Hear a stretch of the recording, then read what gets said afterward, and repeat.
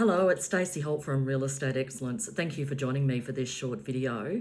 Today is the 21st of August 2024. My goodness, where the year is, where's it gone?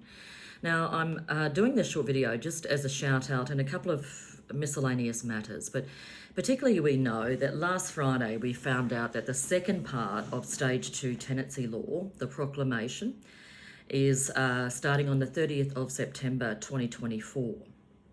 Now, I sent an email out early Friday morning to our all free industry mailing list, and of course, members, that includes you. And then Monday, I also sent to members only an email version 1 of what you need to know for now in relation to getting ready for 30 September. Now, this video is for members particularly, but it's for everyone. But may I just add, particularly Real Estate Excellence members, that version 1 that we sent to you Monday mid-morning, just gone, is a working document. I'm almost nearly finished version 2. I'll keep improving and adding.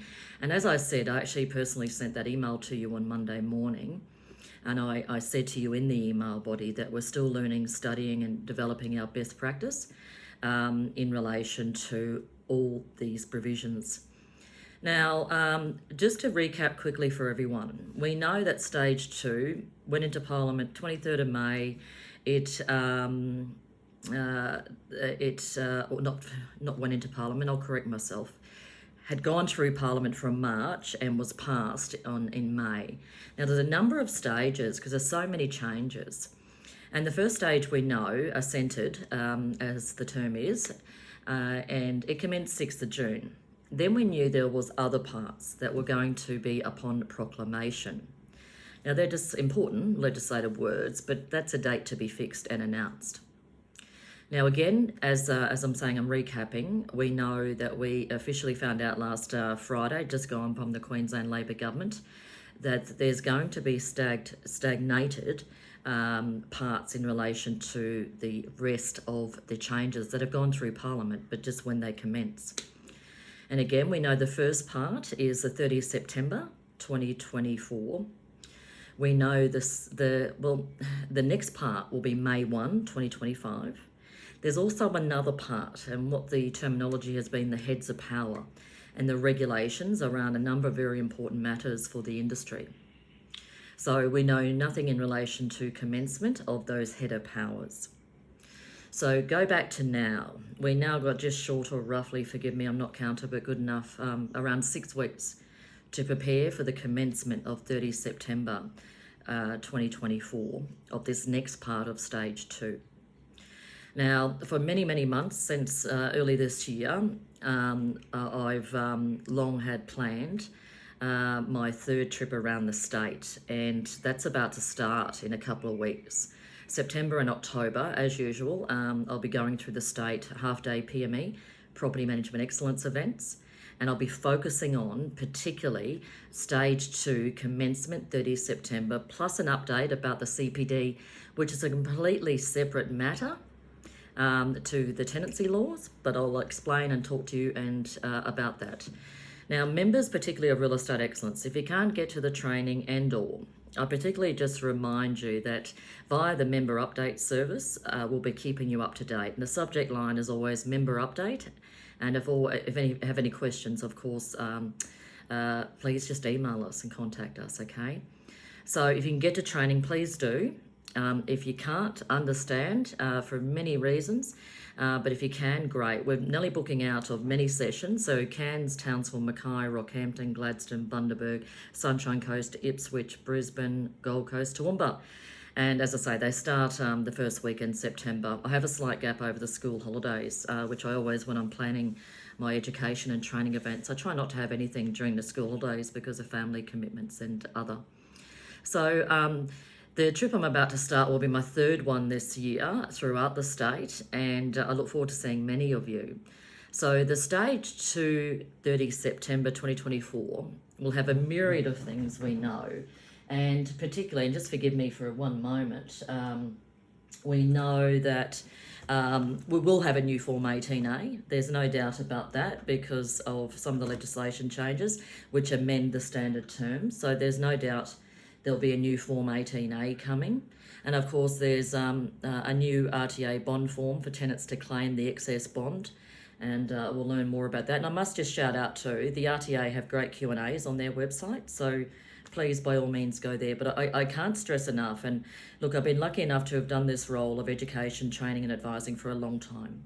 Q&As are great. I commend the RTA for what they've done at this stage. It's a great help for all of us. But the devil's in the detail, and the legislation's really important. So one thing that I always pride myself on, and I always do through training and membership advice, is the actual fact of the Act, the sections, okay, which through the member update version 2 plus the workbooks I'll be doing for the training, I'll be including the RTA Q&As plus some info of my own, and the facts of the Act, the actual sections, the new and amended sections. They're very important, but again, the RTA do have some great info in relation to the changes coming. And I really stress they're really good links to give to your owners as well, get them at the forefront. So we know that part of the changes predominantly will be, as I say, starting September 30. There's never been a break lease, and there still isn't, but there's a whole new world when it comes to breach of agreement, ending agreement early, ACO break lease. Owners won't be able to be charging tenants for reimbursement of let fee or advertising and more. So there's a lot around that, okay? And as I say, there's no such thing as a break lease, never has been. And Section 327 of the RTR Act basically backs me up in the fact of that nothing prevents a tenant. It's a breach of agreement, ending agreement early. There's also transitional provisions in relation to that. So tenants who are breaching agreement, ending early, ACO break lease prior to 30 September and then after, and then special terms. So there's a bit in that. So make sure you're across that, and or again, members, you'll get the info, and or please, if you can attend training, that would be great. The government catch cry of stage 2 is basically a cost of living relief for tenants. So the provisions they picked in stage 2, the theme of it from a Queensland Labor government, who we know we currently have a majority and have done for the almost 4 years, where we go to election in October 2024. And these are Labor government policies plus National Cabinet. But on my website, RTRA at Review, if you're into that and have time, I have a lot more there, or email me, I'll send you it. I'm more than happy to do that too. Education is really important and something I'm very passionate about. Detail, not just headlines or the things in between, are so important for all of us. And by the way, I did say a short video, so I misled you slightly, but I won't be much longer. We've never had law in relation to how long an owner's got to pass on a water bill. We have had, and we still do, Section 362 of the RTRA Act, which a duty to mitigate a tenant's loss or expense, so reasonableness. So that's still there, but we now have specific law about water and other utilities, such as gas or electricity, which they're not separately metered. There'll also be the rent payment methods is huge. Remember the cost of living catch cry is a big one from the government. And the rent payments. And part of that, a lot of the industry, for many reasons, not for me to judge or give opinion on, but have gone third-party platforms for payment. And that's not new. It's been going on for a decade or more, but it's certainly increasing. And it certainly, I think, increased more in COVID. So tenants having to pay rent has long been, this is far from not new, but behind the scenes, an issue as a policy issue. Tenants having to pay rent. So that'll be changed, that tenants must be given a fee-free method, and there's more to that. Again, devil's in detail. So the Q&A is great on the RTO website. Members, you'll get the sections. People who attend my training will get the sections, and I'll be speaking to them as I do in the best way I can, plain speak, but also the facts of the Act and what they say, because we have to know, and it's really important. So the maximum bond, no matter if a property is $100,000 a week, just forgive me 1 second. I'm at the office and someone's about to, the joys of working from home, someone's about to mow. So I'm just shutting the office door there. So lucky me, I've got a professional office, but it's in a resi area, all lawful and it's all good. So thank you, forgive me for that. Let me just keep going. So thank you. Typical property management, when things don't go quite right, you improvise, adapt and overcome. That's what I do. That's what you do too, to the best we can. So smile. Okay, so getting back to that. So if a property is $1,000 million a week, that's a bit scary, but I'm being silly. The bond prior to 30 September can be an unlimited amount. So it could be $1 billion, you know what I mean? It won't be that case anymore. So all bonds, no matter the weekly rent, will be capped. And there's processes coming in relation to tenants initiating a bond refund and more. So devil's in the detail, I just wanted to give you an overview. And one of the ones which I don't want you to be concerned about, because I know I have been in the last few months pondering and learning and thinking, because this passed in Parliament the 23rd of May. So obviously part of my privileged role is behind the scenes to think and come up with best practice and more. But the evidence of the bond claims. Now that, and it'll be an offence if evidence is not given to the tenant within 14 days. And the Act only gives examples of evidence. So I'm formulating the best practice in relation to the evidence. So don't be alarmed about that. The examples only, not the facts, in the Act. Again, we'll be looking at during training, and members I'll be giving to you version 2, 3, working document, all on foot as part of your membership services.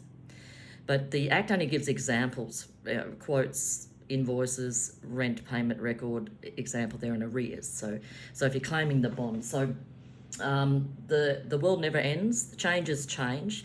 I think a lot of us are exhausted by this constant change. It's been going on for a long time, but I won't waste your time now ranting, because time's on our side. We've got a few weeks now to get moving and learning together, and we'll get through it. We always do. We always do. So stage 2, the second part, because it's all in a number of parts. Part 1 happened in June 6, part 2 is happening 30 September, part 3 is happening May 1, 2025, and then the heads of power regulations, we don't know a date yet.